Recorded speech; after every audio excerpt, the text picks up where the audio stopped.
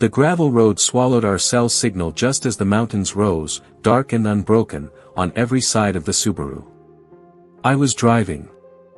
Kenzie, my best friend since 7th grade, leaned out the passenger window, letting her hair whip the air as if 30 wasn't bearing down on us like unpaid rent. We'd promised ourselves 5 quiet days in the southern Appalachians, far from flooded apartments, awful bosses, and the city's neon insomnia. Off-grid, Kenzie kept saying. Tapping her phone until the no-service badge finally stuck. Silence, she believed, would stitch us back together. Night found us at a discount rental cabin outside the forgotten town of Dracot. The structure listed like an exhausted drunk, porch sagging, moss draped over cedar boards. Inside smelled of damp towels and old cedar, but we cooked ramen, dealt rummy on the floor, and laughed until cards slid from numb fingers. For the first time in months the knots in my shoulders loosened. The relief shattered at 3:07 a.m. Something snapped me awake, no sound. Just the certainty that someone had bent over my pillow and inhaled. I crept to the bathroom, the mirror wavered as though heat rippled beneath the glass. Behind my reflection a tall silhouette leaned, neck tilted too far, studying me with the patience of rot. I spun, the hallway yawned empty. When I looked back, the mirror was ordinary again, but my heartbeat pounded so loudly it felt like speech. Morning found me silent, eyes raw. I told Kenzie I hadn't slept. She countered with a true crime podcast about hikers who vanish in national parks. Asphalt unfurled north, and the trees loomed like eavesdroppers. Cabin 2 crouched deeper in the range, 1 room. Crooked porch, a single note on the counter, don't go past the property line. Terrain gets tricky. That night 5 deliberate taps rapped my window, tap tap tap tap tap, then stillness.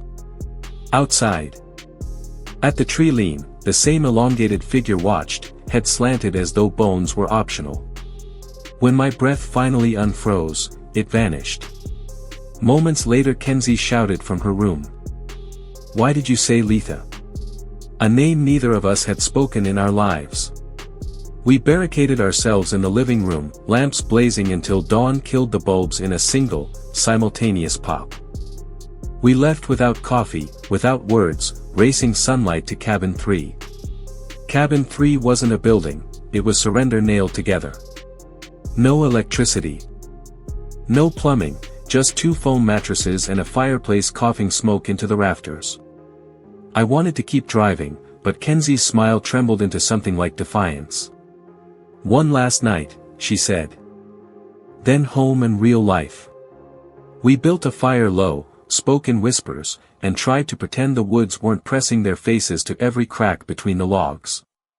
I woke on the floor, lungs starved. Kenzie was gone. Outside, dawn's first blue etched the forest. She stood barefoot at the tree lean, eyes stretched wide, lips shaping my name though no sound escaped. When I stumbled forward she whirled and ran into the trees. I chased, branches slapping, mud sucking at sneakers. But her voice warped drawn-out syllables dropping in pitch until they sounded subterranean, K-A-T-A-E-E. Then silence so dense it made my ears ring. Somewhere between one breath and the next the forest lost her. I followed sun and compass back to the cabin, its door gaped like a broken mouth. I drove straight to the ranger station. Delivered a version of events that left out mirrors and slit-neck shadows. The oldest ranger studied the sketch I'd made of the figure. You're not the first, he whispered. Sliding a folder across the desk, a stack of drawings almost identical to mine. Kenzie's search lasted a week, drones, dogs, volunteers. Nothing. Her mother's calls burned holes through my voicemail until grief turned to static. I quit my job, sold the Subaru, and drifted city to city, but the mountains ghosted every reflection. Storefront glass, train windows, knife-bright puddles after rain. 5 taps on motel walls at 3 a.m. became routine. The shape never showed itself fully. Only the suggestion of height and that impossible neck tilt. I convinced myself I'd imagined everything until a photo surfaced in a missing hiker's article months later. A twig bundle hanging from a branch, bound with something pale and sinewy, arranged in the same warped sigil I'd once found drawn in dust on my car roof. The caption read "Found near Dracot, NC. No further leads. Obsession swallowed fear." I returned alone. The forest greeted me with vacuum hush, no birds, no insects, only the hum of my own blood. I hiked past shuttered trailheads and sun-bleached warnings, deeper than search parties ever go, until twilight cooled the air like breath on fevered skin. In a circular clearing ringed by charred stumps I pitched my tent. Scrape scrape scrape, metal on bark, 3 strokes, pause. The sound prowled the perimeter, patient. I unzipped the tent. Flashlight in a trembling hand. The beam caught a freshly carved sign nailed to a sapling, "Not safe. Turn back." Below it, muddy bootprints too large for me. Too small for an adult man, circled twice and vanished into roots gnarled dark. Clouds smothered the moon, rain hissed. I followed the prints until the forest opened on a ruin of boards leaning together in the shape of a cabin, roof sagging under wet leaves. Inside waited a chair. Dragged so often the floor bore compass point gouges. On the seat lay my rummy deck from Dracot, cards modeled by damp, the Queen of Hearts slit down the center. A breath pressed the nape of my neck. I turned. Kenzie stood inches away, but wrong, skin leached of warmth, pupils swallowed by black. Her smile wavered like a candle flame in toxic air. When she spoke, the words unfurled in someone else's register, 5 days off-grid, remember?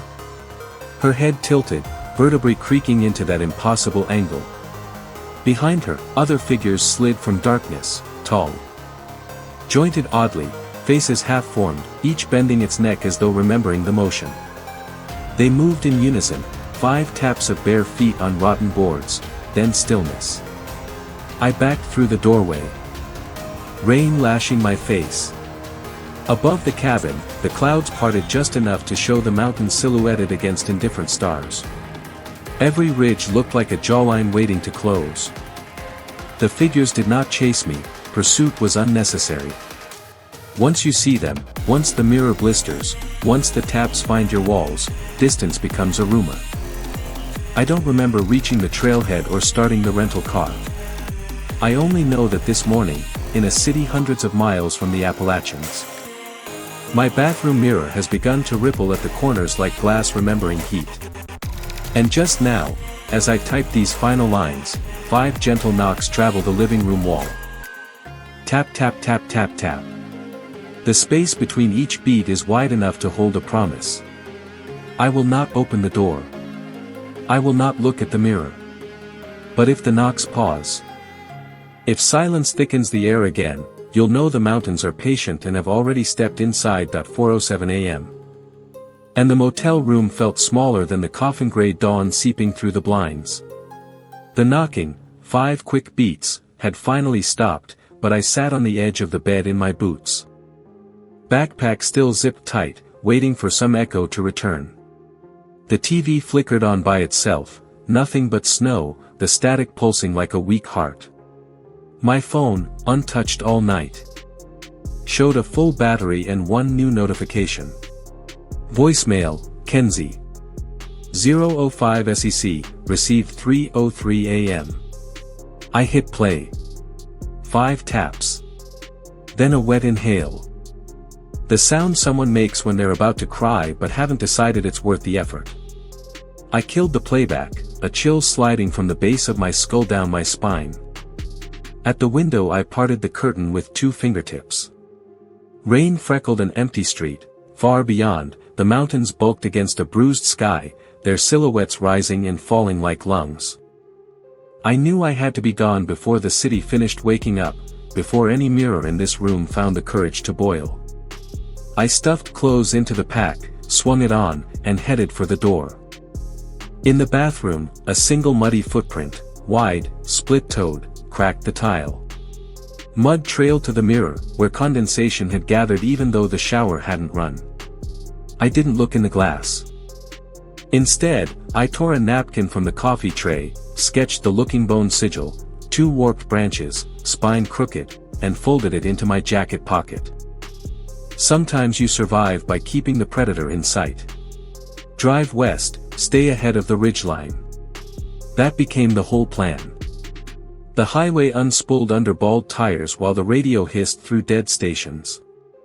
First fuel stop, a nowhere gas station, a teenager in a knit beanie nursing a paper cup. She sniffed as I passed. "You just come down from the north?" she asked. "Yeah. How'd you know?" "That smell. Up there the woods have this iron rot to m. Folks carry it back like luggage." She tapped the rim of her cup. "My uncle's on search and rescue. Says when you hear 5 knocks, rocks, branches, whatever, you change direction. Always." She handed me a yellow scrap of heavy paper, edges charred. "Block letters. If it chooses you, give silence back." Before I could reply, her gaze slid past me to the car window. I turned. Moisture on the glass crawled into numbers, 5 to 0, 5. Back outside. The girl cupped a hand over her mouth like she'd swallowed a scream. I didn't stay for. By noon the asphalt bled into a rutted dirt track threading a low, misty marsh. I couldn't recall making the turn, offline maps refused to load. Puddled water mirrored the pewter sky, each surface dull as old silver. Out of the corner of my eye I kept spotting a tall, crooked silhouette gliding through cattails, head tilted, joints bending the wrong way. When the front wheels sank into a mud hole I pitched camp where the road ended. Nylon tent the only skin between me and the marsh's open throat. Twilight drained color from the reeds, frog chatter cut off like someone threw a switch. Then, from across the water. 5 deliberate splashes. Fingers drumming on the surface. I pulled out the napkin, tore it into 5 strips, and tossed them into the swamp, an instinct more than a plan, like paying a toll in paper. The ripples faded. Silence stretched too long. A whisper rustled inches from my ear, female, frayed. Silence isn't enough. Cold breath grazed my neck. I spun. No one there, only the tent wall rippling, my own shadow warped across the fabric, head canting sideways even though my neck stayed rigid. I yanked the zipper wide and lunged out of the tent. Mud sucking at my boots. The marsh was a black mirror, no wind, no insects, only the ragged gulp of my own breathing. A thin mist drifted knee-high, curling around cattail stalks like fingers deciding where to squeeze. I forced myself to name what I saw: reeds, water, fog. Anything to pin reality down before it bent. The words tasted like chalk. They didn't help. 5 reeds nearby trembled in perfect sequence, left to right, one after another, exactly the cadence of the knocks. I swung my headlamp toward them. Nothing but wet stems swaying in air so still my exhale smoked straight up. When the beam dipped, I caught a reflection, 2 pale spots in the dark, as if eyes floated just beneath the surface. They blinked, eyes don't blink horizontally. I staggered back. Mud sucked harder, trying to swallow my boot hole. The napkin strips I'd thrown had drifted together, forming that warped sigil on the water's skin. The paper edges smoldered, the ink lines glowing ember red even as water lapped across them. Silence isn't enough. I remembered the ranger's folder, sketches identical to mine, and something else he'd muttered when he thought I'd left the room: "It follows noise, but it eats memory." I clapped my hands once, hard. The sound cracked across the marsh like a gunshot. Every reed within 50 feet bowed outward, as if recoiling. Somewhere behind me, water erupted, splush splush splush, 5 heavy strides barreling away into deeper darkness. For 10 heartbeats the world stayed shattered and bright with echoes. Then the hush rushed back. thicker than before, pressing against my eardrums until they ached. I forced my boot free, stomped to the car, and jammed the starter. The engine coughed, dashboard lights strobing. On the windshield. Condensation hurried to redraw 5-0, 5. Not tonight, I muttered, and floored it. Tires fishtailed, mud spraying like arterial blood. The engine caught on the third shutter. And the car lurched onto the track, fishtailing between ghost-pale puddles. In the rearview, a tall figure unfolded from the cattails, limbs too long. Neck tilting until the skull nearly touched its shoulder. It didn't chase. It simply raised one arm and bent the wrist in that same 5-beat rhythm, fingers snapping soundlessly through the air. 15 miles later the dirt road shouldered into cracked pavement. Civilization announced itself with a faded billboard for a defunct fireworks outlet, light up your life. 3 tubes dangling like empty eye sockets. I pulled onto the shoulder, engine ticking, hands welded to the wheel. The phone vibrated. Unknown number. Against every survival instinct, I answered. Static, then Kenzie's voice, soft, broken at the edges. Katie, it's not the mountains. It's the hollow spaces in you. Don't let them tap again. Click. The call log timestamp read 5:05 p.m. Though dusk hadn't even settled. I opened the voicemail app, the earlier message from Kenzie had vanished. No record, no audio. I scrolled farther. Months of calls, rangers, search teams, Ezra, gone. The phone was as blank as the journal I'd once thrown in a rest stop trash can. Noise versus memory. I killed the engine. The hush that followed wasn't natural nighttime quiet, it was vacuum. The same negation I'd tasted in the forest right before the mirror warped. I stepped out, leaving the headlights on, carving 2 cones of white across the empty road. Paper crinkled in my pocket, the last shred of the yellow card the gas station girl had given me, now warm as if it housed its own pulse. Give silence back. Maybe it wasn't advice to stay quiet. Maybe it was permission to drown the hush in sound loud enough to tear its stomach. I rummaged the trunk, found the emergency flare kit. In the headlight glare the plastic felt greasy, half melted. I struck one. The flare bloomed magnesium bright, hissing like a viper. I hurled it into the darkness where the road bent. The night recoiled, hedges bowing, gravel rattling. Something tall slipping behind a billboard support beam. Second flare, I jammed it upright in the asphalt crack between my boots. Third, fourth, each new sun-scorching silence in overlapping halos. When the last flare roared to life, I realized I could finally hear my breath again, ragged and human. No footprints approached, no reeds ticked, no knocks. Only the hungry burn of chemicals eating the dark. But magnesium flames die fast.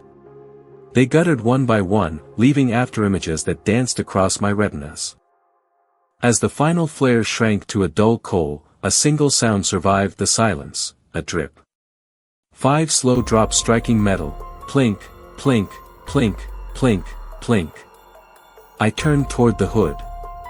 Condensation slid off the windshield corner, pattering onto the bumper. 5.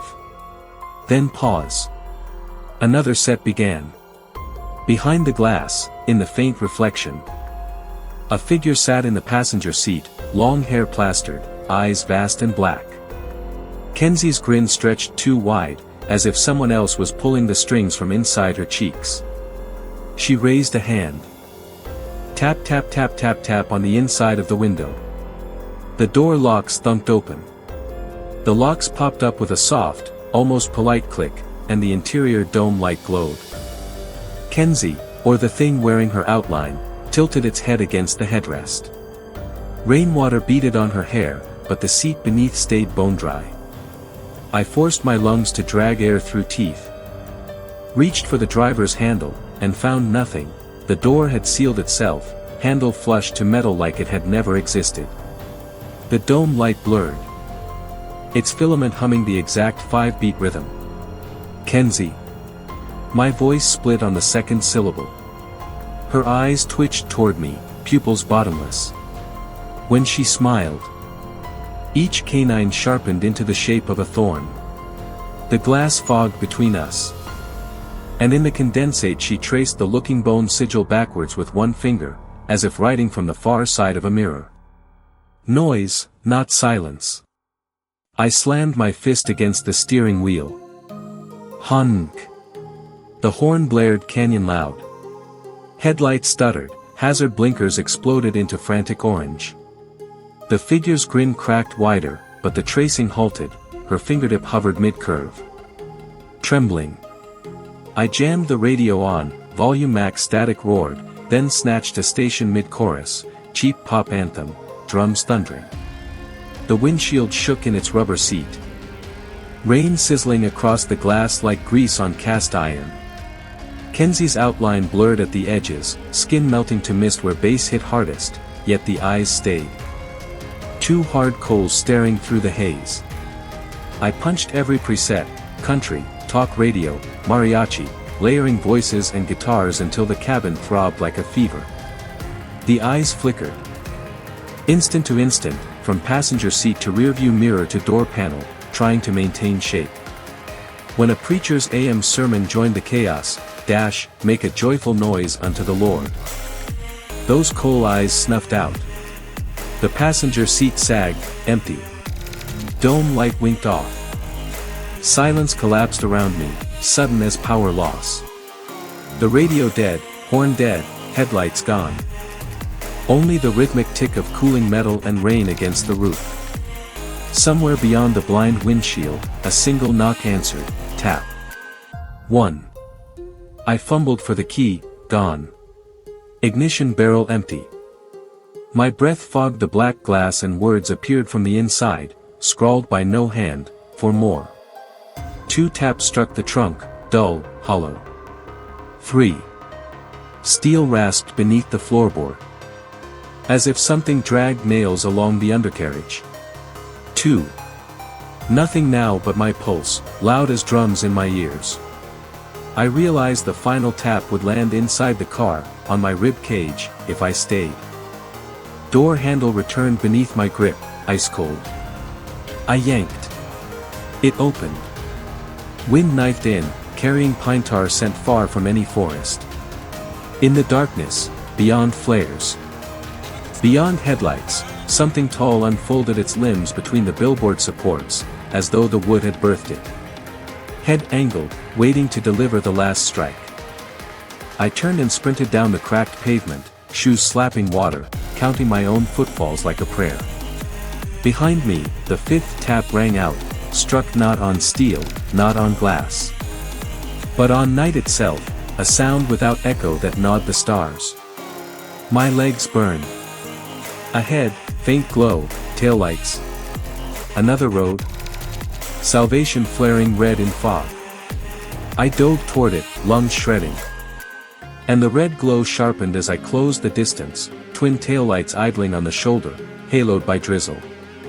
Diesel engine rumble rolled across the asphalt like distant thunder. A semi-truck. Cab door ajar, hazard light strobing in slow heartbeat pulses.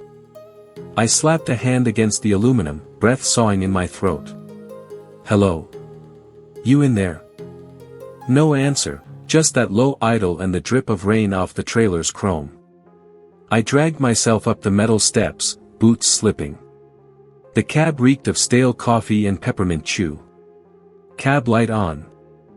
No driver. Keys dangled from the ignition, bobbing with engine vibration. On the passenger seat sat a logbook open to a half-filled page. Delivered, 5 pallets. Miles, 505. Next stop. A pen lay snapped in half, ink bleeding into the foam cushion, forming, impossibly, the warped-looking bone sigil. I swallowed a curse, shoved the book aside, and slid behind the wheel. Noise. Not silence, I reminded myself, voice hoarse. I cranked the in-dash stereo, oldie station, saxophone riff squealing cheerful and utterly wrong in that coffin-bright cab. My fingers closed on the gear selector. The truck lurched from park to drive. Headlights speared rain. 10 yards up the road the billboard loomed, "Light up your life," and beneath it, the tall figure stepped onto the asphalt, limbs hinging with slow-motion certainty. I floored it. Tires shrieked, turbo whining. For a sliver of time the figure filled the windshield. Rain shimmering through its half-formed body. Then the grille punched into empty air, the thing dissipated like smoke and recoalesced in my peripheral mirror, riding the slipstream. Face pressed to the glass though we were doing 60. Its mouth did not open, instead, the window itself flexed inward 5 times, as if fingers drummed on the other side of the pane. I yanked the wheel. The semi fishtailed, trailer swinging wide. Somehow I kept it upright, metal howling, sparks pinwheeling where the rear bumper scraped pavement. When we straightened, the mirror was clear, no silhouette, only rain. Mile markers blurred past. 55. 54. 53. Each painted green rectangle flashed in the headlights with violent clarity, then vanished. At 50 the AM radio fizzed, saxophone cutting out mid-note. Silence flooded the cab, thicker, heavier than before. A mile later the engine coughed. Dashboard lit up Christmas red, check engine. Battery, oil. The truck decelerated no matter how hard I mashed the pedal. 1200 RPM, 11:9. I slammed the dash, shouted, anything to fill the quiet. From the sleeper berth curtain behind me, tap tap tap tap tap.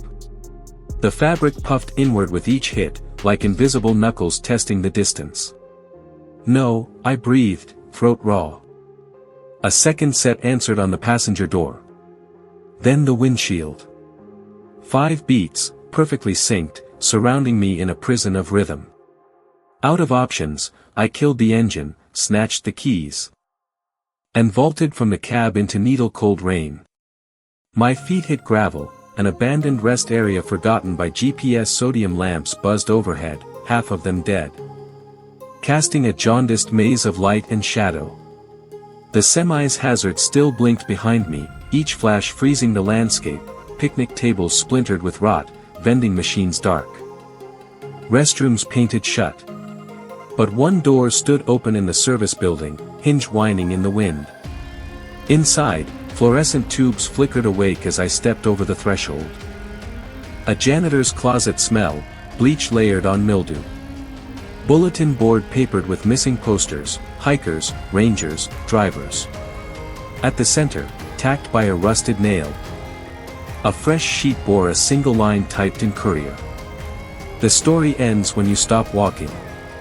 Below, someone had scrawled in ballpoint, letters jagged, and it starts again when you remember why. 5 sets of muddy footprints tracked across the linoleum, each veering toward different exit doors. All vanished halfway, as if their owners stepped straight into air. I felt it then, a slow exhale against the back of my neck, colder than the rain outside. The fluorescent hum dropped an octave. Behind me, the open door's hinge clicked, once, twice, 3. 2 more clicks completed the cadence, soft as a metronome buried under carpet, 5. I spun, flashlight raised. The door stood ajar exactly the width of a palm. Beyond it lay only the parking lot. Slick with rain, the semi's hazard still blinking. No figure. But the metal edge of the door bore fresh scratches, 5 parallel grooves, each the length of a finger and too deep for human nails. Noise beat silence. I fumbled out my phone, swiped to the loudest ringtone in memory, some garish synth loop from a forgotten pop hit, and punched volume to max. The melody blasted. Echo bouncing through cinderblock halls. Fluorescence flared brighter, buzzing like hornets disturbed. The footprints on linoleum, 5 trails, shifted. Mud cracked, fresh wet blooming at the toes. As if weight returned to them. One set began sliding toward me, heel over heel without lifting. SHLPP SHLPP. I backpedaled until my spine hit the bulletin board, paper crinkling behind my jacket. The pop tune stuttered, glitched, and warped downward into garbled static. My phone screen melted to grayscale, then black. Dead. The sliding prints halted 2 feet away. Empty air. Yet heat radiated off it, wet wool breath baking my. Behind me the nailed flyer rustled. I risked a glance, the typed line had changed. If the story follows noise, walk louder. Ballpoint scrawl beneath bled into fresh words of its own accord. Or become the quiet. Somewhere deeper in the rest stop a maintenance door banged open, metal on tile. 5 hollow steps echoed. Slow, deliberate. Something tall scraped the corridor ceiling, plaster flakes drifted like snow into the hallway light. No way forward except through. I ripped the flyer free, the nail screeched loose, and crumpled the paper into a ball. Whap whap whap. I slammed it against the wall in 5 hard bursts. Echo ricocheted down the corridor. The tall silhouette paused, head cocking with an audible vertebrae pop. I beat the paper again, 6th, 7th time, breaking the pattern. Silence fractured. Air filled with overlapping whispers arguing out of sync. Not 5. Wrong count. Break the bones.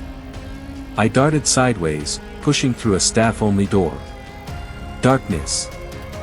Storage room stacked with vending machine supplies. The whispers swarmed outside, circling. Hands trembling, I cracked open a crate of canned soda, seized 2. And smacked them together, aluminum rang like cymbals. Another pair, harder, spray hissed, sugary mist coating shelves. I hurled cans against walls, each metallic pop irregular, 3, 7, 2, 4. The cacophony carved gaps in the murmurs, for a heartbeat I heard nothing except fizz and my own ragged breathing. The room's rear held a narrow service hatch half hidden by pallet wrap. A stenciled message above read generator access, authorized personnel only. I kicked it open. Clang rolled into pitch-black guts of the building. Before ducking inside, I yanked a soda case off the shelf, 12 cans, 12 chances to stay noisy. Generator fumes stung my nose, comforting in their human stink.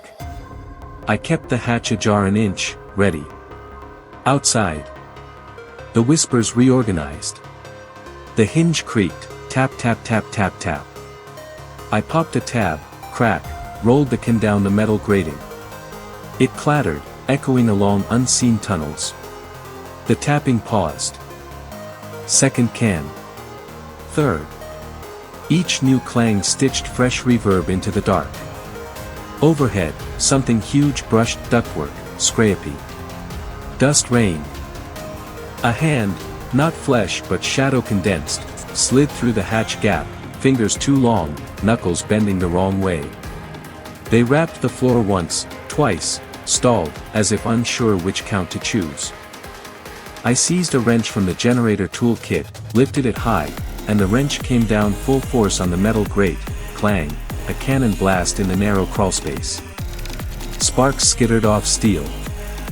The shadow hand recoiled, fingers folding inward like burnt paper. I didn't let the echo die.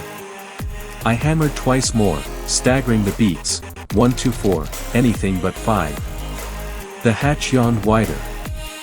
As though whatever stood beyond couldn't decide whether to break the pattern or flee from it. In the gap I glimpsed a sliver of its arm, skin the color of wet ash. Joints bulging where they shouldn't exist. I hurled a soda can straight at it. Aluminum burst, cola hissing across the corridor. The spray sizzled on the creature's skin, it jerked back. Hissing a wordless note that sounded suspiciously like steam escaping a pipe. Opportunity. I lunged for the generator starter switch, a fat red button crusted with grime. Thumb down. Whump whump whump. The diesel coughed, sputtered, then caught. The tiny room exploded with noise, pistons punching, exhaust rattling ducts, every loose bolt harmonizing into industrial thunder. The hatch slammed shut under its own vibration. I wedged the wrench through the handle, trapping it. Shadows writhed on the other side, but the pounding motor drowned every tap they tried to make. Breathing hard, I followed the generator's output cable down a maintenance tunnel lit by flickering bulbs. Every step rang on steel grating, boosted by the engine's roar, perfect cover. After 20 yards the tunnel bent upward, ending behind the rest stop building. I kicked out an access panel and crawled onto slick asphalt kissed by sodium lamps. The semi still idled where I'd abandoned it, hazard lights hazy through rain.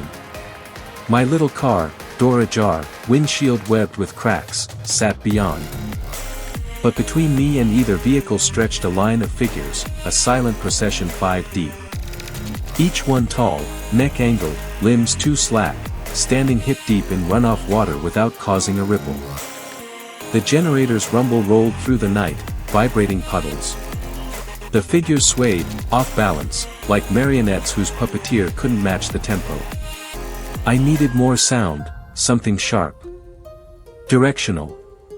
Memory flashed, emergency air horn in the semi's cab. I sprinted, boots splashing. The figures rotated in perfect unison, blank faces tracking. No chase, their power was patience. I clambered into the truck, snatched the red-capped hand horn from the door pocket, and leaned out the window. Deep breath. I squeezed.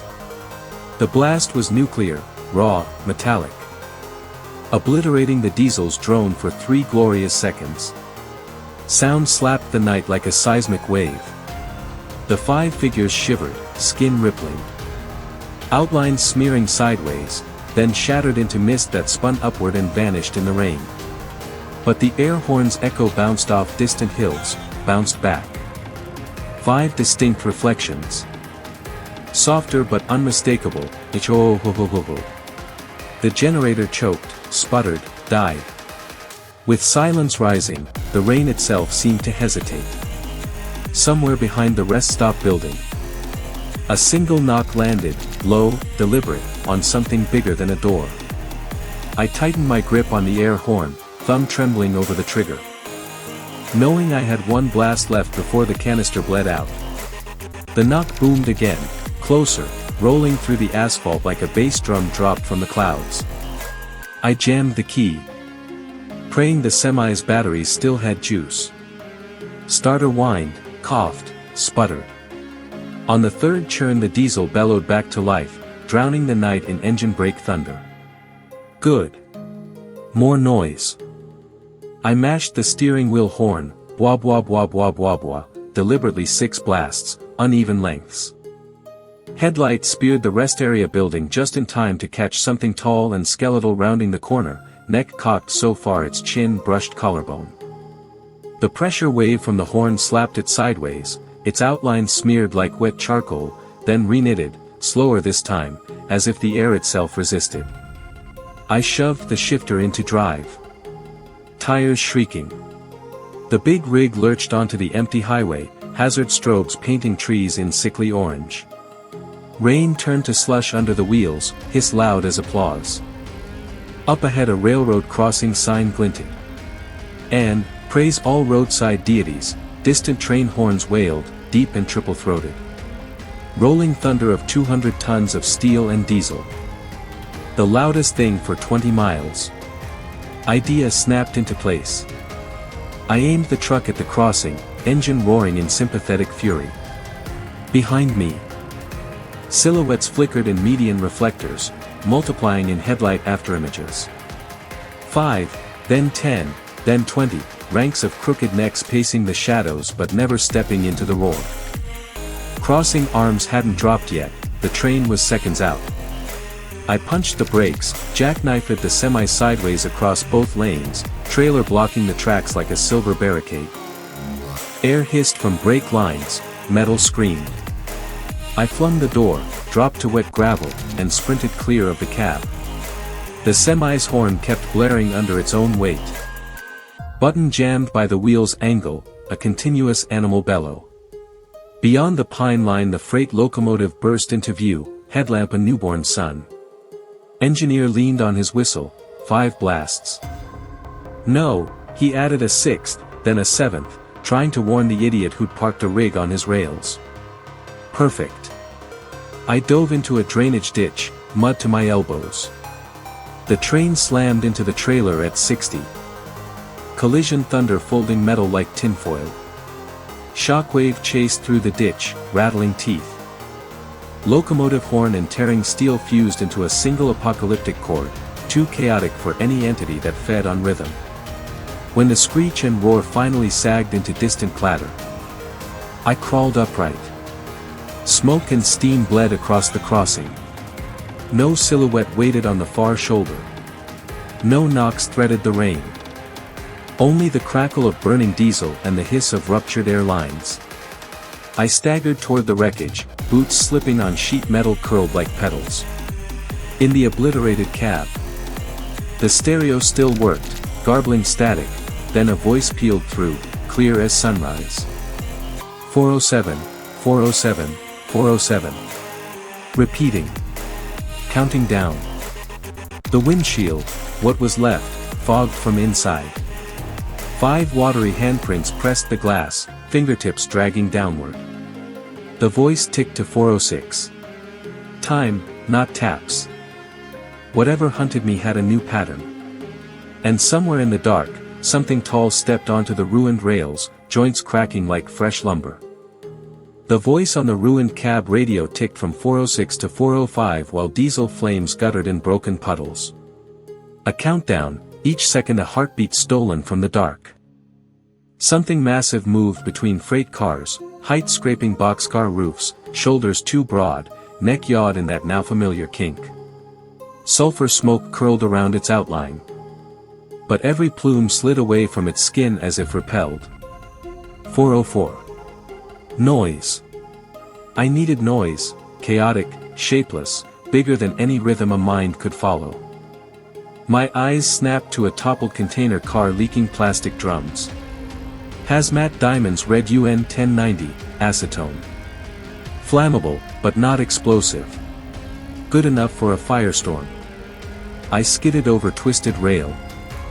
Yanked the drum's bung cap loose with the claw of a bent crowbar. The chemical reek punched my sinuses. I rolled the barrel downhill toward the ditch. Acetone sluicing out in a cataract that hissed across gravel and pooled beneath the locomotive's sizzling undercarriage. Behind me, steel groaned, boxcar doors bending outward from inside. A hand like smoked glass pressed through the gap, fingers unspooling too long, searching for purchase. 403. I kicked another drum into the spill. It clanged, split. Fed the spreading river of fumes. Wind shifted, acetone vapor flooding the air like invisible napalm. Coughs racked my chest, eyes watered until the world ghosted. One strike could end the silence forever, if it didn't take me with it. I dug a flare from my soaked jacket, the very last one, crimson casing slick in trembling fingers. 402. A second silhouette joined the first, crouching between freight wheels, this one smaller, its head hanging loose as if neck tendons had been cut. They advanced together, ignoring flames. Drawn by the growing hush as the locomotive's horn finally choked silent.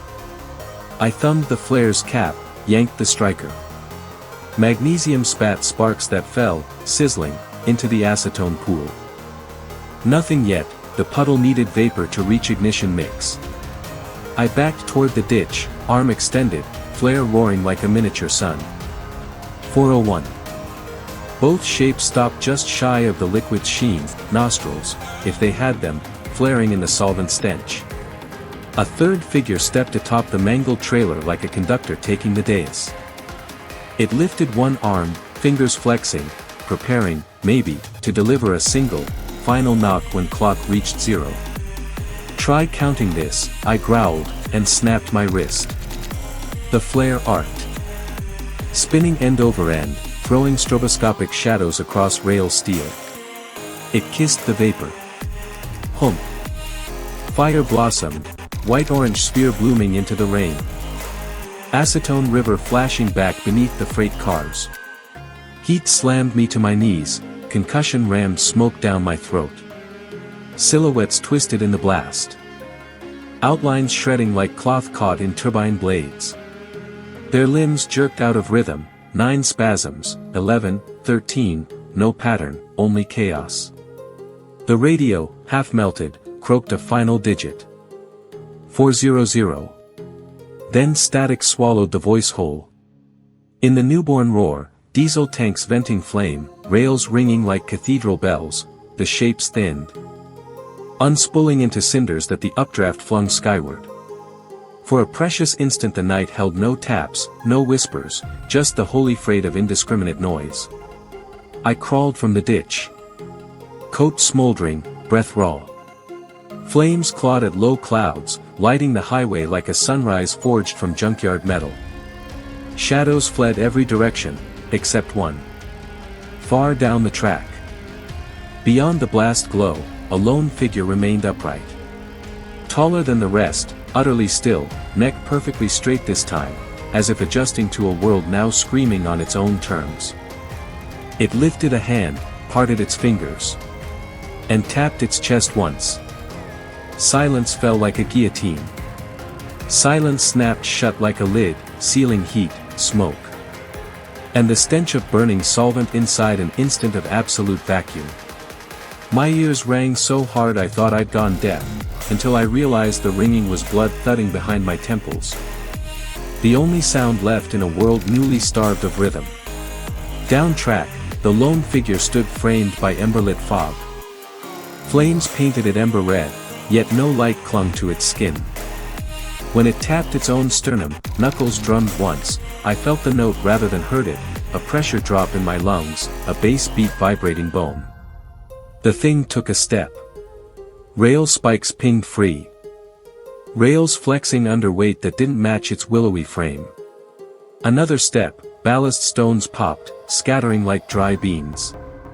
I knew if it reached me, the story would shrink to a single point of quiet big enough to swallow every memory I still owned. Noise, Katie. Make something it can't chart. I staggered to the wrecked semi's cab. Wrenched the CB microphone from its cradle, and keyed the transmit button. Static burst alive.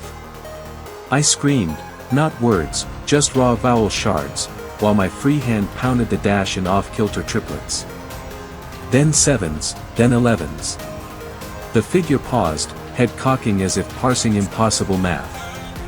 The CB speaker blew with a puff of ozone. Dead air again. The tall shape resumed, rails groaning. Red-blue strobes flickered behind me, sirens dopplering closer. Someone had finally noticed the fireball I'd birthed. A sheriff's cruiser fishtailed onto the shoulder. Light bar howling a warbling yelp that bled into feedback as it bounced off twisted metal. Deputy jumped out, hand on sidearm. Jesus, you hurt? I waved him back. Sirens, leave them on. Louder. He blinked, but spun the dial to max. The electronic wail shredded the quiet, overloading pitch until it collapsed into garbled digital squeal. The figure faltered. Translucence bleeding from its edges like ink diluted in water. But it raised one elongated arm, palm flat, and struck the air twice. 2 beats. A crack zigzagged across the light bar's plastic. The siren choked, octave dropping until it cut out mid-squall. The cruiser's engine sputtered, dashboard lights dying as if heart shot. It was answering me, escalating the count. My phone vibrated in my pocket. Screen lit blank white, then black text scrawled itself letter by letter. Beat once. Beat twice. The third is your heart. Pulse hammered in my throat, syncopated, begging to join its rhythm. I clapped both palms over my ears, not to block sound but to feel my carotid throb, 3 quick hits per breath. The figure stepped again. Now close enough that heatless cold rolled off its skin. Sirens gone, CB fried, option spent. Unless, I glanced at the cruiser's trunk. Police cruisers carry more than flares, beanbag shells. Breaching charges, flashbangs. Flashbangs, pure, weaponized thunder. I bolted for the trunk latch. Behind me, the thing inhaled. Ribs expanding with creak creak creak like a coffin lid pried open. The cruiser's trunk popped with a thump. Spare tire, road flares, first aid kit, and jackpot. A battered green pouch labeled flash/sound distraction device, M84. My fingers fumbled the zipper. Inside lay 4 cylindrical grenades, each more than enough to rattle bone at 10 meters. Behind me the thing's breath finished expanding, ribs clicking into place. Our hearts beat 3 times.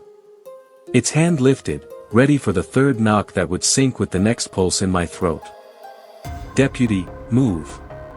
I barked. He saw the grenade in my fist, eyes going saucer-wide, and dove behind the crippled light bar just as I yanked the pin. 1.5 second fuse, no time to calculate. I flung it low, skittering across ballast stones toward those impossible ankles. FOOM, crack. White-hot magnesium bloom, 170 decibels, like standing inside a thunderclap. The blast punched the air so hard my vision shuddered black for an instant. I felt the shockwave slam the figure, heard, not with ears but with bone, the delicate pop of its rhythm fracturing.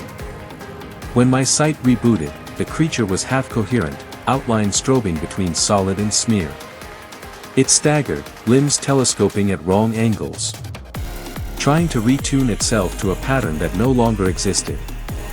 I ripped pins from the remaining 3 grenades, one after another, tossing them in a lunatic cadence, 2 quick, 1 long pause. Then the last pitched straight up so it detonated overhead like a ruptured sun. Each concussion shaved more substance off the thing. By the final blast its torso looked like smoke trying to remember muscle. Yet a single coal-black eye still hovered in the haze, fixed on me, angry with purpose. My hearing dissolved into ocean roar. I staggered, grabbed the deputy's shoulder for balance. He mouthed something, "We've got to go," but vowels were mush. I nodded, motioned toward his radio mic. He keyed it. Static hissing loud even through tinnitus. Into that channel of chaos I screamed whatever syllables came, any unit, repeat, make noise, sirens, horns, gas engines, everything now. Out of the static. Other voices joined, first one, then a patchwork chorus of confused officers, truckers, late-night ham radio nuts. A cacophony of overlapping dispatch codes and profanity flooded the airwaves. Bouncing off the hills, feeding the night more disharmony than it could swallow. The black eye blinked, once, twice, and winked out like a dying spark in rain. What remained of the figure folded in on itself, collapsing into a swirl of soot that whipped away on the wet wind. Silence tried to creep back, but headlights crested every horizon, fire engines. State troopers, a tow truck with backup beepers stuck wide open. The valley bloomed with human clamor. The deputy and I slumped against the crumpled cruiser, breathing smoke and solvent. For the first time in what felt like centuries the knocks didn't come. Still, I kept one flashbang pin clenched in my fist like a charm, because patterns evolve, and silence is patient. Sirens wove a safety net of disharmony above the wreck site, their wails bouncing from ridge to ridge until the mountain sounded drunk on noise. EMTs hustled through diesel smoke. Boots clanging metal debris, shouting vitals that dissolved in the clamor. Nobody could agree who was in charge, county fire, state police, hazmat, so everyone just shouted louder, perfect. A paramedic waved a penlight across my vision. Name? Katie. My voice rasped like I'd gargled gravel. Make sure that generator in your rig stays running, yeah. He frowned, not getting it. But a tow truck cranked its winch nearby, gear teeth screaming, and the answer became irrelevant. Good. Deputy Harris, name on his badge, finally caught it, handed me a space blanket. His hands trembled. Knuckles white around a styrofoam cup of percolator coffee somebody conjured from the command tent. You're gonna have to explain, he said, throat still raw from flashbang overpressure. What was that thing? The absence of pattern, I muttered. Or maybe the appetite for it. I wasn't sure anymore. An investigator with a DSLR snapped photos of scorched rail and slagged trailer. Each click felt like a tiny gunshot, deliciously random. I could have hugged him. For 2 hours I gave statements, redacted, rearranged, anything but rhythmic. When they asked about the grenades I blamed a panic grab from the cruiser kit. Harris didn't contradict me. Maybe he'd heard the 2 taps on his light bar and decided paperwork was cheaper than truth. By dawn, the fire was a field of steaming cinders. Crews shut their pumps, engines quieted to idle. The hush seeped back, thin but deliberate. My heartbeat started to sync with it, ba dumb, exact, predictable. I stood, shoved the blanket at a stunned rookie. And limped to an idling pumper truck. Mind if I borrow that? I asked the engineer, pointing to his air horn cord. He blinked. You want to, what? I yanked the cord. Bwawa. The blast shattered dawn calm, scattering ravens from pine crowns. My pulse stuttered, fell out of step. Better. Harris jogged over. You okay? When it gets too quiet, I said, make noise. Any noise. Never 5.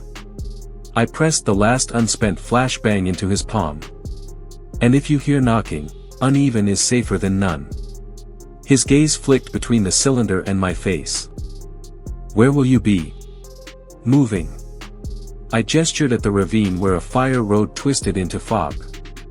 As long as footsteps don't match. He almost smiled. Guess that makes 2 of us with insomnia. I found my battered car, miraculously unscathed beyond cracked glass, and duct-taped a sheet of bubble wrap over the windshield. Every pop under the tires on the drive out would be random. I'd make sure of it. 10 miles later I pulled onto a scenic overlook facing an endless quilt of forest. Morning sun painted the ridge gold, beautiful, if you'd never listened to its heartbeat. I turned the car stereo to an AM station that couldn't hold a signal, let static warble in and out. In the rearview mirror the mountains looked placid, almost apologetic. Then the phone vibrated once. Screen lit white, text blinking. 0/5. 0 of 5. A reset? A ceasefire? Or the promise of a next round? Somewhere below. A woodpecker hammered 6 chaotic strokes against bark, perfect timing. I breathed easier. The counter on the phone vanished. Static filled the speaker, irregular, blessedly ugly. For now. The story holds. The scenic overlook spat me back onto the 2-lane blacktop like a bead of mercury too restless to stay still. Static hissed from the dash. Bubble-wrap windshield crackling as air pockets burst at random, every pop a tiny insurance policy against rhythm. Still, the mountains rode my rear view like dark surf. And I knew better than to trust temporary truces. Junebug Cafe, mile marker 212. An hour south I spotted a peeling billboard, hot coffee, cold pie all night. Neon bugs flickered above the roofline, fireflies in daylight. I coasted in, gravel pinging the chassis. Inside, the room smelled of fryer oil and lemon cleanser. The kind of clean that never quite scrubs away midnight secrets. A jukebox cuddled the corner, guts half exposed, its bulb blinked in no discernible tempo. Good sign. Seat yourself, Han. Called the waitress, Gloria, name tag crooked, eyeliner harsh enough to scratch glass. I slid into a booth beneath a pulsing fluorescent tube that strobed a sloppy 7-beat pattern. Coffee arrived burnt and glorious. Pie tasted like sugar and fatigue. Gloria topped my mug. Road or ridge, she asked. Road, I said, then, because honesty felt safer. But it keeps trying to drag me back up there. Her brows lifted as if she'd heard that before. Well, keep the music on. The ones up the ridge don't like tunes they can't dance to. She nudged a quarter across the table. Pick something sloppy. I fed it to the jukebox. Button stuck, the machine coughed. Then belched out overlapping tracks, old Motown bleeding into bluegrass banjo, plus a Spanish talk radio station hijacking channel left. The cafeteria echo warped them into chaos. My shoulders unclenched for the first time in days. Then my phone buzzed. 1/5. The counter pulsed once and vanished. I killed the screen, heart-thudding offbeat. Gloria nodded like she'd expected it. Pies on me if you finish before 4. She meant 4 beats. 4 o'clock. Didn't clarify. The jukebox skipped, landed on silence. Then resumed with a polka accordion screaming 2 perfect measures before cutting mid-note. A couple in the next booth complained, Gloria smacked the side panel. The machine burped static and surged back into freeform jazz. Saved by malfunction. When I left, afternoon clouds stacked thick as anvils. On my windshield, bubble wrap beaded with condensation, the looking bone sigil appeared, circles and slashes rendered in droplets colder than the surrounding air. July heat. But the water filmed like frost. I swiped it away before the pattern fully connected. Phone buzzed. 2/5. Research. Or something like it. Back on the road I dialed every university library within a day's drive, hunting folklore professors willing to talk off the record. Most answered with polite bafflement. One hung up after I asked about entities that count. Finally, a raspy voice said, if it's the rhythm that hunts you, Asheville Public Special Collections open till 9. Click. Asheville again, circle closing. Sun bullied through clouds, then quit, sliding behind peaks just as city lights ignited. In the library's basement reading room I found Dr. Colden, late 60s.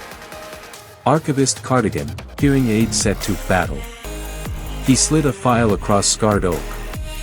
Appalachian Silence Right variants, 1832 to 1967. Illustrations filled the pages, twisted effigies.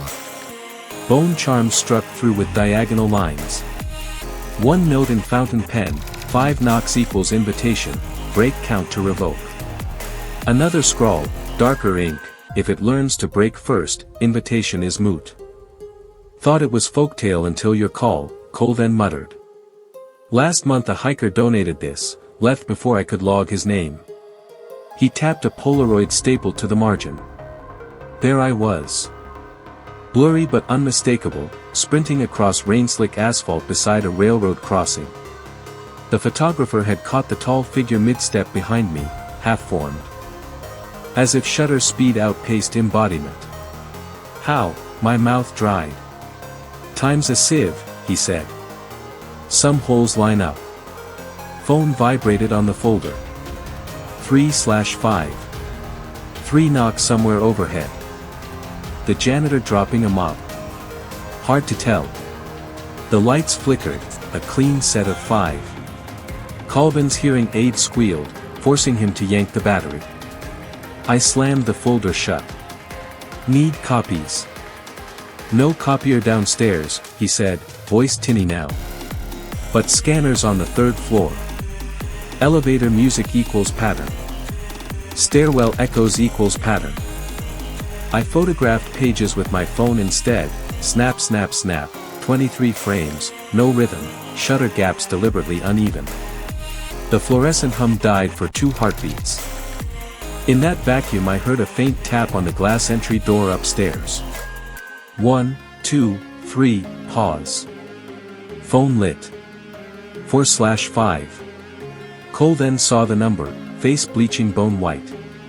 What happens at 5? Nothing good. We killed the basement lights and slipped out the fire exit into drizzle thick as soup. Alley dumpsters overflowed, rats scurried, generating blessed chaos. But along the alley wall, new graffiti dripped black, the sigil in fresh paint, still running. Thunder cracked overhead, single boom so loud my teeth buzzed. Phone screen glowed without vibration. 4. 5/5. Half counts now. The margin shrinking. I opened the camera, set burst mode, and held the shutter while spinning in place. The lens captured blur, garbage, startled pigeons, all I needed. Noise carved from light itself. The counter faded. For the moment. Rain picked up, each drop its own syncopated drum. I turned north, away from the library, away from roads that led back to ridges. Bubble-wrapped windshield waiting to pop the next random beat. Somewhere behind me, 5 beats of thunder rolled, then a 6th stuttered in, fracturing the sky. The story wasn't done. But the pattern was bleeding. Night swallowed the interstate as soon as I left downtown Asheville. But the clouds kept leaking light, occasional lightning pulses that stutterlit the Blue Ridge like a film reel with frames missing. I took back roads anyway, trusting noise more than headlights. Tires hummed an ugly 7-note drone against patched asphalt. Every mile or so I jerked the wheel just enough to nudge the rhythm crooked. The scans from Colvin's folder glowed on the passenger seat, my phone set to slideshow so no single image lingered longer than 3 seconds. One page showed a 19th century preacher's ledger. 5 knocks equals open. 13 clangs equals confuse. Prime chime equals banish, temporary. Another handwritten margin note, different pen, added, if it splits the count, go to prime squared. Primes. Noise that never resolves. The only place I'd ever seen a forest of prime numbers was an abandoned sculpture garden north of here. A wind chime installation a sound artist built in the 70s and abandoned after vandals shot half the aluminum tubes. Locals called it the Bell Quarry. Each chime was tuned to a frequency mapped to a prime, 235711, suspended over a sandstone pit that funneled wind into discordant avalanches. If anything could drown deliberate knocking, a hurricane of broken primes might. I turned east onto a logging track, brush clawing paint. Bubble-wrapped windshield popped at random. The car's grin of cracked glass catching moonlight like cut metal.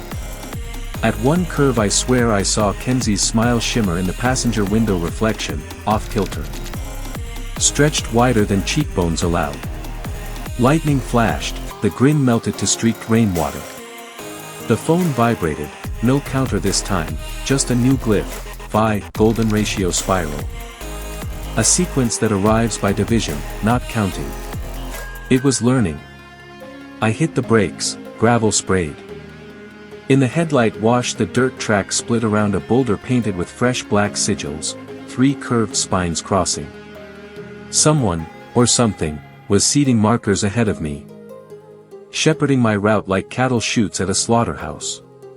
Thunder rolled 5 times, then 8, then 13, Fibonacci now. The storm itself joining the math. I floored it. Fishtailing past the rock. Headlights caught a glimpse of tall forms pacing the tree lean, necks erect, arms swaying to the new rhythm. They didn't step onto the road, they just marched parallel. Shaking off every pothole jolt like dancers in a silent parade. At the Bell Quarry gate the padlock lay snapped, chain draped like shed skin. Wind had teeth tonight, bore into the chasm and set dead chimes moaning. Many were mute, missing tubes, but enough survived to throw a blizzard of inharmonic shrieks. I killed the engine. Instant vertigo, wind noise so big it felt like the quarry was breathing through me. The escorts in the trees halted, silhouettes pinned at the tree lean like puppets awaiting cues. I hiked down the scree slope, flashlight bouncing. One mid-sized chime clanged 5 times when I brushed it, pure accident, but the effect was a gunshot. The quarry sighed and stilled. As if thousands of ribs had frozen. A tremor rippled through the ranks above, 5 heads tilted. Nope. I grabbed a limestone shard and hammered the tube a 6th time, then a 7th. Short and savage. Sound ricocheted off the pit walls, other chimes answered, off-key, each gust of wind remixing chaos. The figures at the rim blurred, outlines juddering like stop-motion frames out of order. Phone buzzed, lit, Phi1/Phi, spiral unwinding. I yanked a portable speaker from my pack. Thumbed the playlist. Colvin's notes suggested, detune sine waves mapped to prime multiples. Pressed play. The quarry filled with metallic wind blended with glitched drones, 3-5-7-11 Hz beating against the storm's Fibonacci thunder. For one breath everything held, storm, primes. Quarry cacophony, like warring gods at a stalemate. Then a single, exact knock burst from the cliff face opposite me, louder than thunder, resolved right to left across the basin. Morse for Y. Or just 5, restarted. Rock cracked open along that fault line, granite peeling like bark. Something taller than any previous form unfolded. Wearing the quarry dust like a cloak, neck finally straight, shoulders squared. In the flood beam of my flashlight its face was a blank slab, but for one glimmering eye set dead center of the forehead, an eye that pulsed with every prime drone I'd broadcast, feeding on them. The playlists had become fuel. I seized the speaker, thumb hovering over stop, when another chime broke free overhead, cable unraveling. The tube plummeted, spinning. Crashed into limestone near my feet, struck 6 erratic impacts before coming to rest. 6. Not prime, not Fibonacci. Something unplanned. The beast flinched, that single eye shuddering for a blink. Randomness by gravity. Idea. I raced upslope, flashlight teeth rattling. Wind howled, shaking frames. I slashed ropes, kicked stands, let physics choose cadence. Tubes plunged. Dinging against stone, bouncing in messy intervals the quarry couldn't predict. Behind me the entity's form jittered, limbs phasing transparent, resolidifying wrong length, wrong pose. As though each errant note rewrote the blueprint it was built on. But the quarry only held so much metal. When the last chime hit, silence roared back bigger than before, the creature gathering itself like clenched fists. Phone, sigma. A sigma. Summation. Every pattern at once. My throat scraped raw. The wind died with surgical precision, cutting power to randomness. Above, 5 silhouettes remained at the rim, Kenzie among them. Hard to tell now. They raised arms in unison. Palms slamming emptiness, 5. Echo thundered, exact beat, pure, perfect. The quarry floor fractured at a new seam, 3 feet from where I stood. I pulled the flashbang pin with my teeth. Last of my arsenal. 1.5 seconds. Not a rhythm, a heartbeat. I rolled it toward the seam. The flashbang spun twice, little fuse sputtering like a firefly on amphetamines. Then dropped straight into the newborn fault.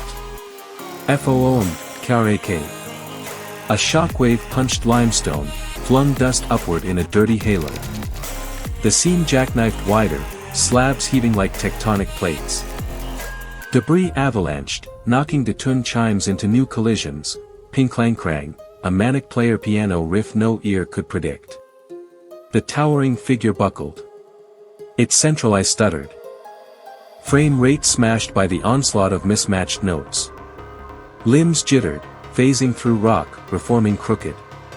Above, the 5 silhouettes wavered.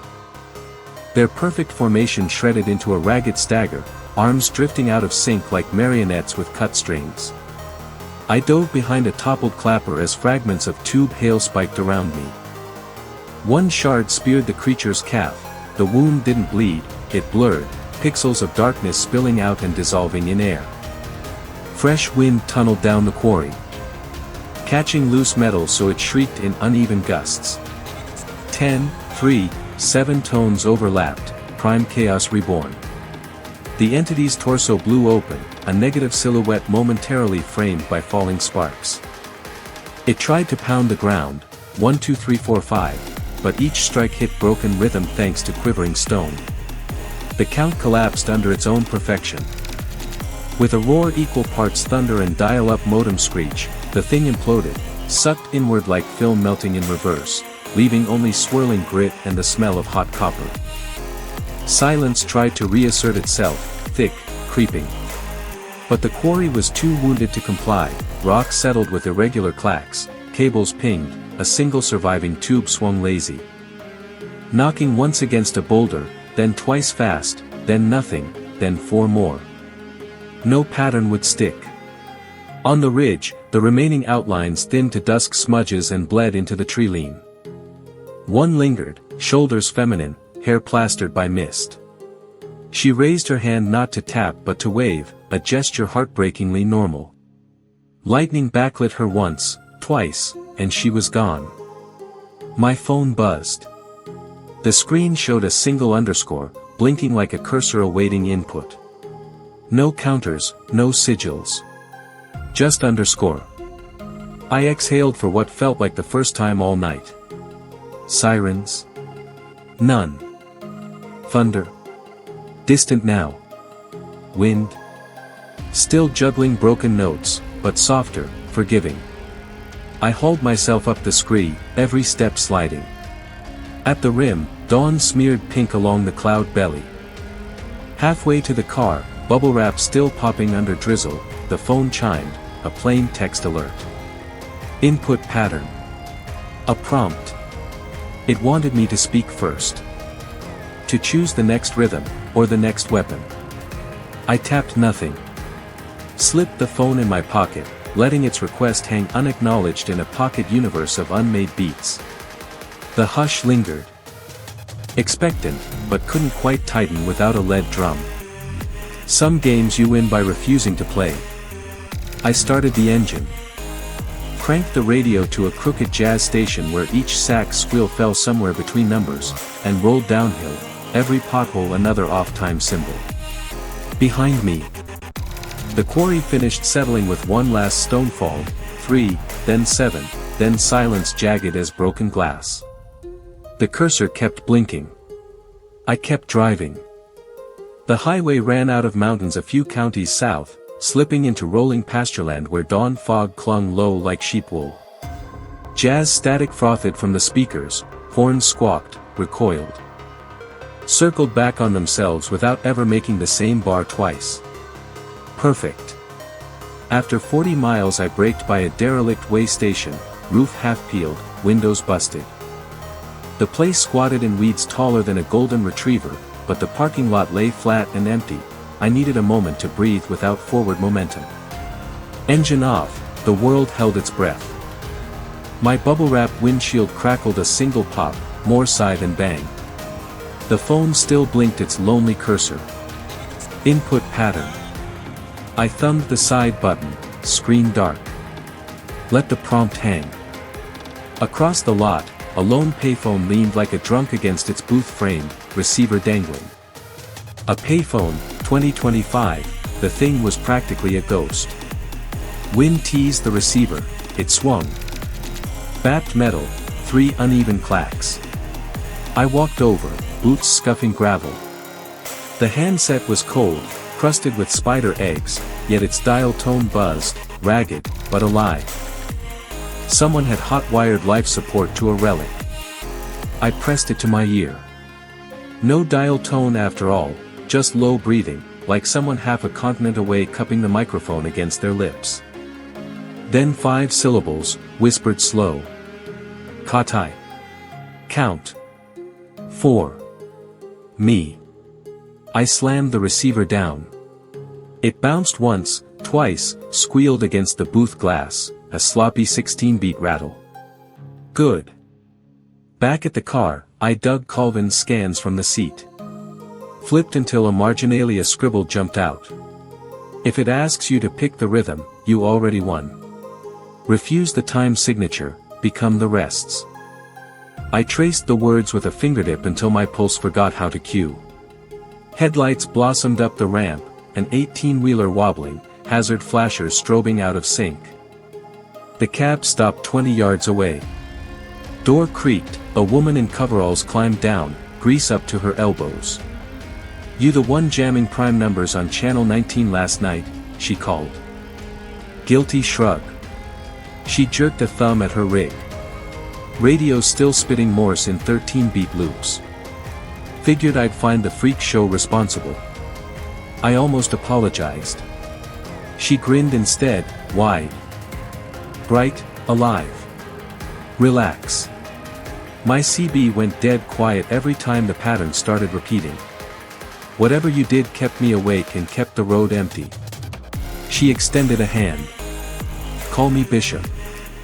You look like someone who could use a coffee. I did. But more than caffeine, I needed a witness, someone whose memory wouldn't evaporate at the first 5 taps.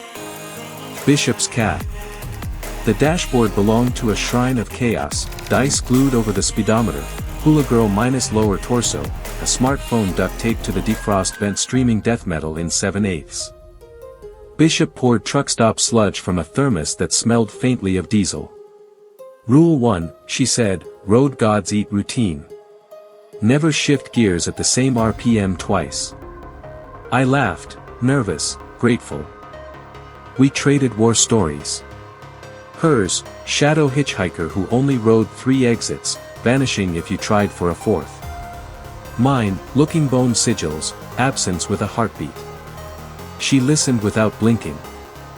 Then slapped the wheel. Figures, she said. Entropy's hungry this decade. While we talked, my phone vibrated once on the dashboard. I flipped it face down before Bishop could notice. Receiver in her CB crackled. A child's voice, impossibly young.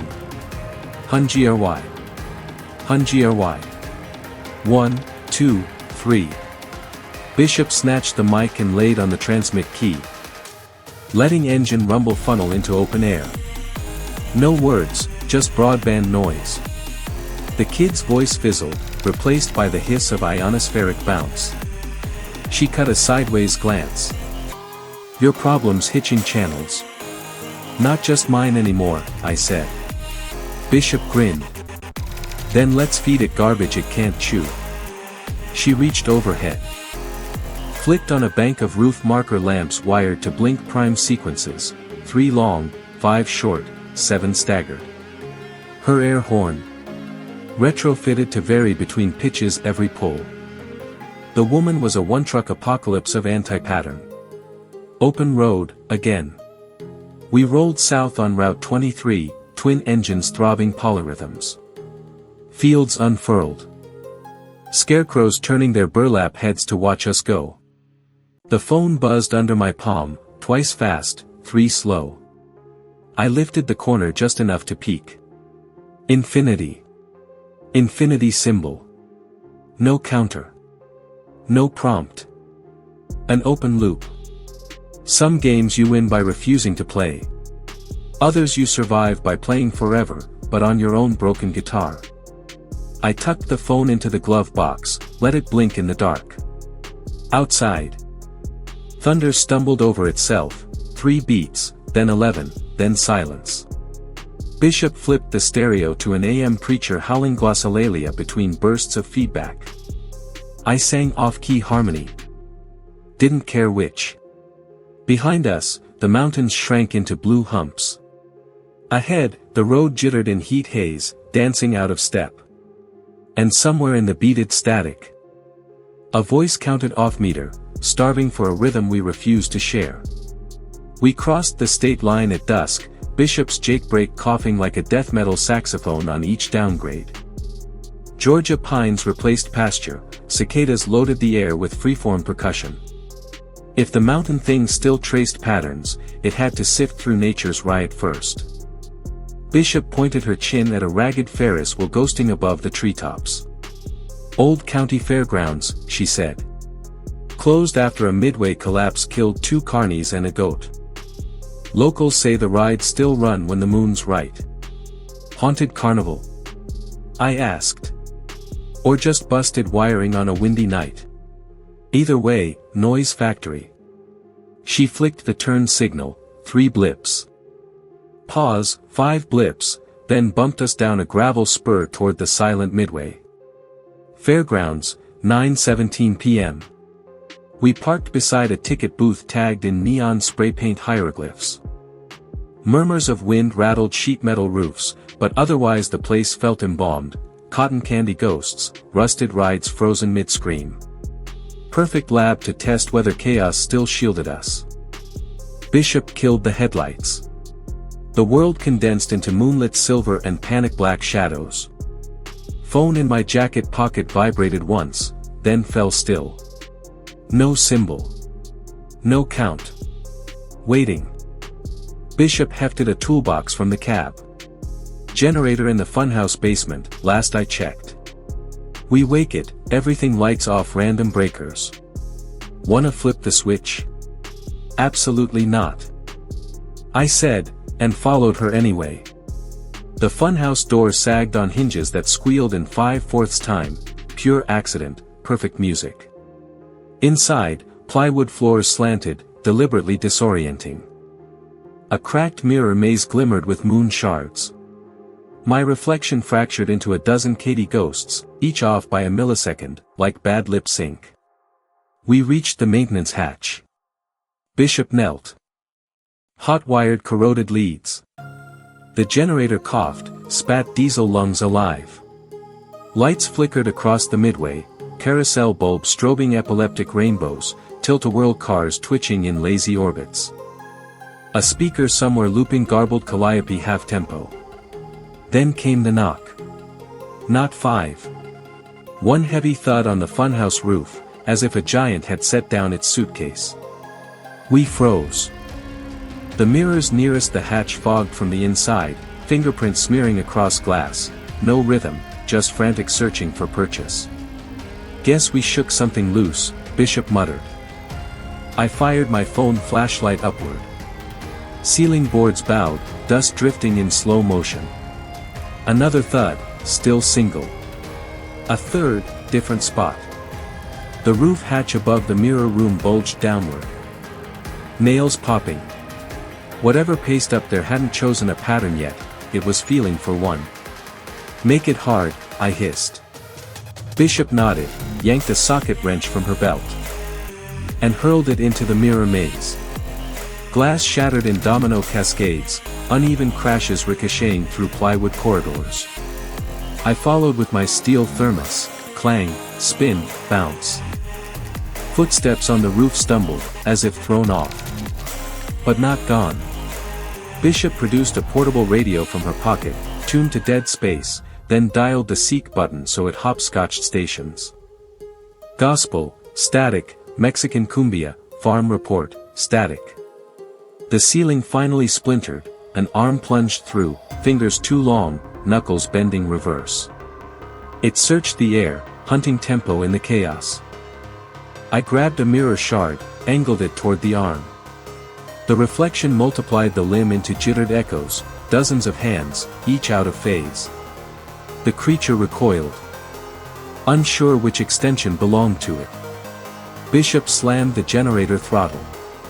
Current surged, funhouse lights went nuclear, strobe ramped into random microflashes faster than thought. The mirrors became paparazzi. The limb convulsed, skin pixelating into raw static before ripping back through the roof. Outside, a chorus of tilt-a-whirl safety bars banged open in perfect octave. The carousel launched a shriek that ended with a sprocket snap. Then silence, as if every ride held its breath. My phone buzzed, screen white. Just a question mark, pulsing. Ask me later. I muttered, and pocketed it. Above, the roof was still. Wind teased calliope pipes into arrhythmic wheezes. Somewhere in the distance a nightjar called, 3 notes, then 7, then none. Bishop exhaled slow. Still hungry, whatever that was. Let it starve. I towed broken mirror shards into a jumbled pile. As long as we keep playing wrong. She grinned. Wiped sweatsoot on her coveralls. Then let's crank this carnival till dawn. We spent the next hour bashing bumper car fenders, spinning half-lit rides, smashing bulbs in prime number clusters. The midway became a junkyard jazz band, no riff repeating, no silence too long to tempt the thing with a beat. Near 2 a.m. the generator sputtered dry, lights dying in mid-flicker. But by then the forest line remained empty, no tall silhouettes, no knocks. The question mark on my phone faded to a blank lock screen. Bishop slung an arm around my shoulder. Breakfast? There's a diner that serves pancakes in the key of G minor. I chuckled, bones buzzing from adrenaline. Lead the way. We climbed back into the rig, engines coughing to life.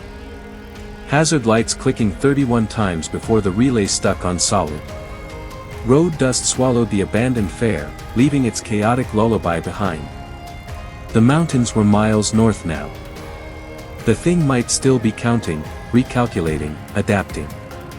But it would have to chase two nomads fluent in broken rhythm, driving into a dawn scored by diesel pistons and wayward hymns.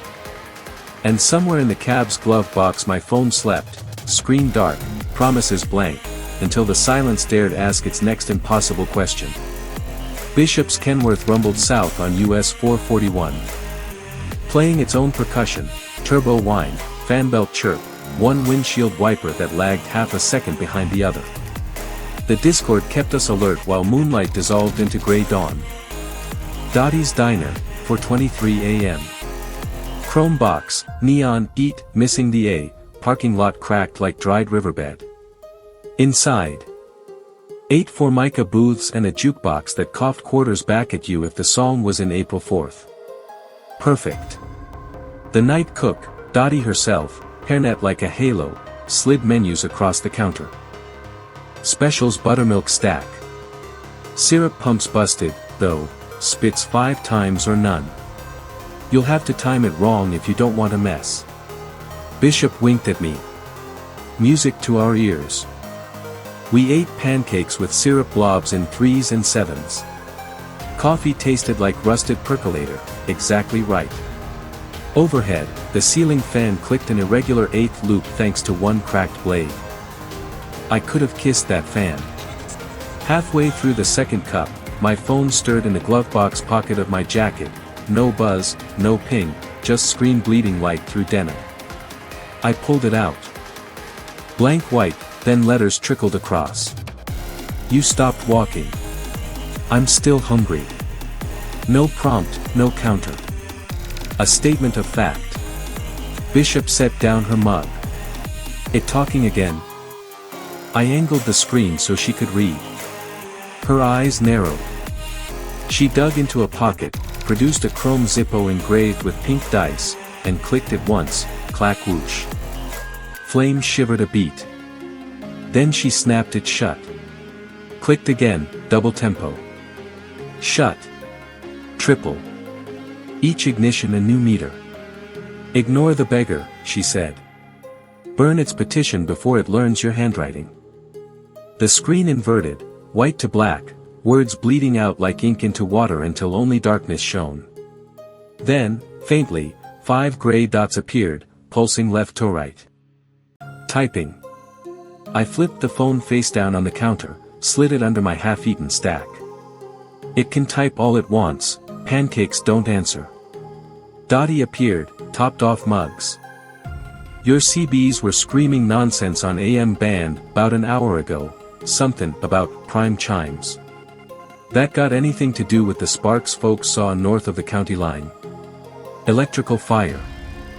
Bishop said without missing a beat. Static played telephone. Dottie shrugged. Static's got stories. She shuffled away, humming a hymn that kept forgetting its chorus. Outside. First sunlight licked the ridgeline. Fog burned off, revealing not mountains but rolling Piedmont hills. Safety in low places, Calvin's note had claimed, valleys scatter echoes. Climax ridges carry them. The phone vibrated, 2 rapid ticks, rolled off the plate, clattered to the floor. Screen up now, message renewed. Count with me. Noise or quiet, it ends the same. Bishop leaned over, scooped it up, shoved it in the pocket of her coveralls without reading further. Then I'll choose noise, she muttered. She thumbed on her portable radio. Tuned it to a dead spot, and let the hiss bleed out onto linoleum. Dottie didn't complain, the sound blended with fryer sizzle. Rest stop plans. We plotted our path on a placemat map.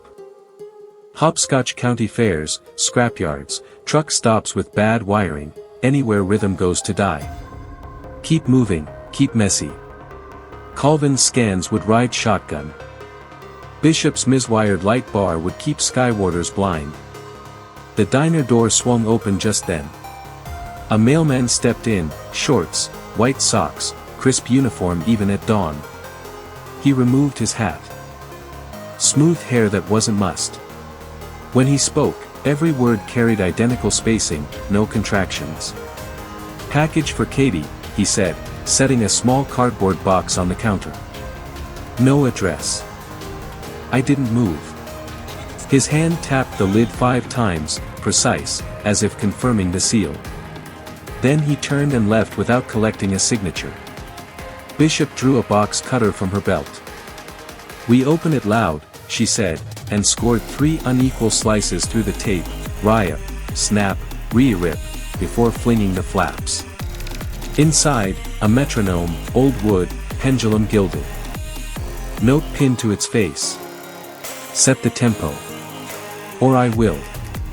The metronome's arm began to sway though no one had touched it, tick, tick, tick, slow, deliberate. Bishop smashed it with the butt of her Zippo. Wood splintered, brass pendulum skittering under the grill behind the counter. The ticks died mid-air, cheated of cadence. I inhaled pancake steam and fryer grease. Let the off-key ceiling fan chatter fill every neuron. My phone stayed silent. For now. The broken pendulum spun beneath the counter grate. Pinging metal every time the fan overhead hit a wobble-heavy revolution, a wedding of misfires that felt like armor. Bishop and I stared at the ruins of the metronome a full minute before either of us breathed. Dottie's cadence broken him drifted back from the kitchen. Carrying plate clatter on beats that never landed twice in the same place. Perfect. An accidental exorcism. Bishop wiped splinters from her knuckles. Clockwork gets nothing but scraps today. I shoved the metronome's box inside the diner's industrial microwave, punched a random sequence, 3-6-1-7, and let the magnetron chew wood and brass to sparking ruin. The microwave wheezed, popped. Then died with a fluorescent sigh, kitchen breaker tripped. Another pattern shattered. Outside, clouds corrugated the sky, light and dark ribs that never found symmetry. I holstered a refill to go.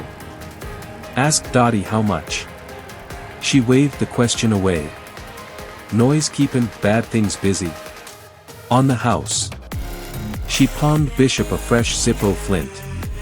In case Rhythm's ghost needs another funeral. We rolled back onto the highway with new gospel, keep the mixtape savage, routes crooked, speeds irrational. Bishop thumbed her hazard switch 5 times, then a 6th for luck. Letting bulbs jitter. Somewhere beyond the tree lean a woodpecker hammered, 16 hits, pause, 9, pause, 2. We smiled, the forest was learning to improvise. My phone stayed dark until mile marker 79. Then, without buzz, the screen pulsed a color I couldn't name, static rainbow, moving sideways. Letters emerged in jitter step. A drum can break. A heart must rest. But I will hum. Until the next misstep. I closed the lock screen with a single finger drum roll on the glass, 7 taps, 1 pause, 3 taps, nonsense to most ears. The display went blank, reflection showing only the rolling hills behind us, bending away like defeated notes. Bishop throttled up the grade, gear ratios whining off-key. In the mirror the road coiled back into patchwork haze, no tall silhouettes keeping pace. Where to next, she asked. Wherever the map folds wrong, I said. And unfolded Colvin's placemat into a paper snowstorm of uneven pieces. I tossed them out the window one by one, the wind snatched every scrap into a confetti wake the silence could never catalog. Somewhere far behind us, a metronome tick hunted for its partner beat, found nothing but broken glass and static, and stuttered itself quiet. The road ahead whispered gravel chords, diesel drums. Windstring shrieks. Imperfect. Holy. And we drove on, off meter.